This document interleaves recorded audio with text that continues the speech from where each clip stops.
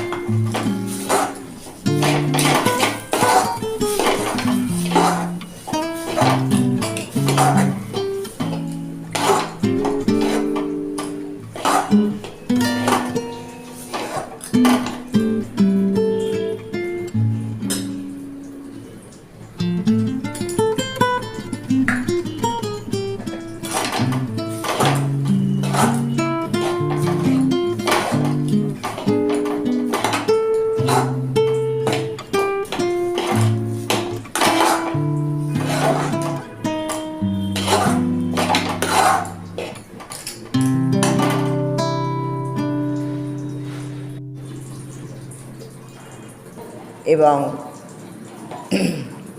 আমার পুরটা রেডি হয়ে গেছে।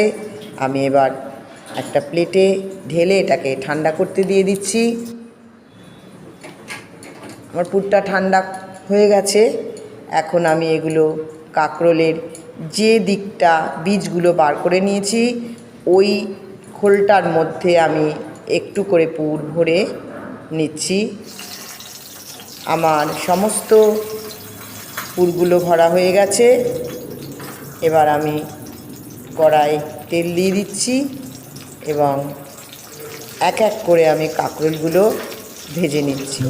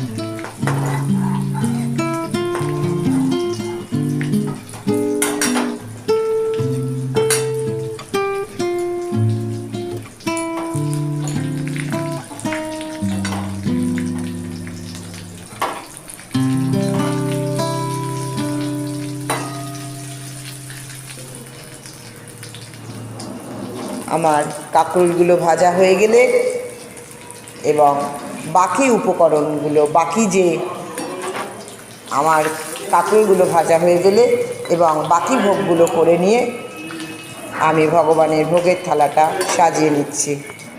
থালায় আমি দিয়ে দিয়েছি অন্ন, দিয়ে দিয়েছি শুক্তো, দিয়ে দিয়েছি আজকের করা পুরভরা কাঁকরোল ভাজা, দিয়ে দিয়েছি কচু আলুর রসা, চাটনি এবং শসা।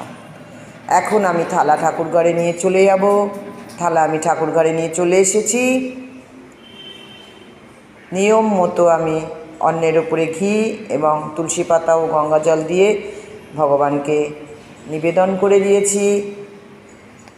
আপনারা সকলে এই প্রসাদ দর্শন করুন এবং ভগবানের কৃপা লাভ করুন।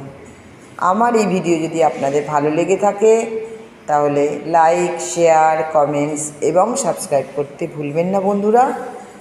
আপনারা সকলে ভালো থাকুন, সুস্থ থাকুন। দেখা হচ্ছে পরবর্তী ভিডিওতে। রাধে রাধে।